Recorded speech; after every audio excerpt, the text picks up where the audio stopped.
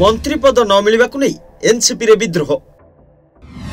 पवार को ऊपर गर्जिले विधायक भुजबल, कहले किए मंत्री पद देवा मना करछि खोजी बाहर करी।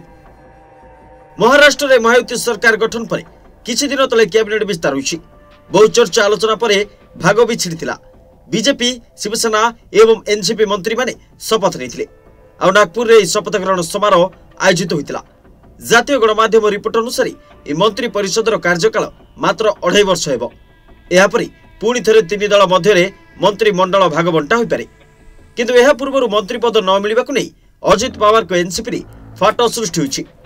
वरिष्ठ विधायक छगन भुजबल विद्रोह आरंभ कर दैछन्ते। एसो पार्टी मुख्य अजित पवार एवं कार्यकारी अध्यक्ष प्रफुल्ल पटेल को ऊपर बर्षिछन्ते भुजबल। से कोन गोटे खेलना कि बोली अजित पवार एवं प्रफुल्ल पटेल को प्रश्न करछन्ते। मंत्रिमंडल रे स्थान न मिलिबारु छगन भुजबल चलित शीत अधिवेशन रे जोग न देई नासिक चली जाइछन्ते। मंगलवार नासिक रे निज समर्थकों को से कहछन्ते मु सेमानक हातर कुंडई नुहे, किए मते मंत्री पद देवा मना करछि खोजी बाहर करी। मुख्यमंत्री देवेंद्र फडणवीस मते मंत्री कराइबाकू कहिथिले।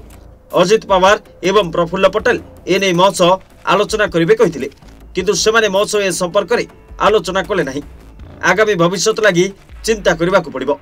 एहा व्यतीत अजित पवार एवं प्रफुल्ल पटेल को टार्गेट करि से कहछन्ते छगन भुजबल सेमिति जने मनुष्य नुहे जे उठ कहले उठिबो एवं बस कहले बसिबो। कार्यकर्तांक सह आलोचना करी पदक्षेप ग्रहण करिवे बोली एनसीपी विधायक कहछन्ते। सेपटे राज्यसभा जीवाकू टिकेट देले नहीं। 40 वर्ष होला दल पाई कार्य करछि। दल कहिला मते विधानसभा निर्वाचन लड़िबा दरकार। मु निर्वाचन लड़िली एवं विजयी हेली, किंतु एबे मते राज्यसभा जीवाकू कह जाउछि। मकरंद पाटिल को मंत्रिमंडल रे शामिल करा जायथिबा बेले तांको भाई नितिन पाटिल को राज्यसभा रु इस्तीफा देबाकू कह जायछि बोली भुजबल कहछन्ति।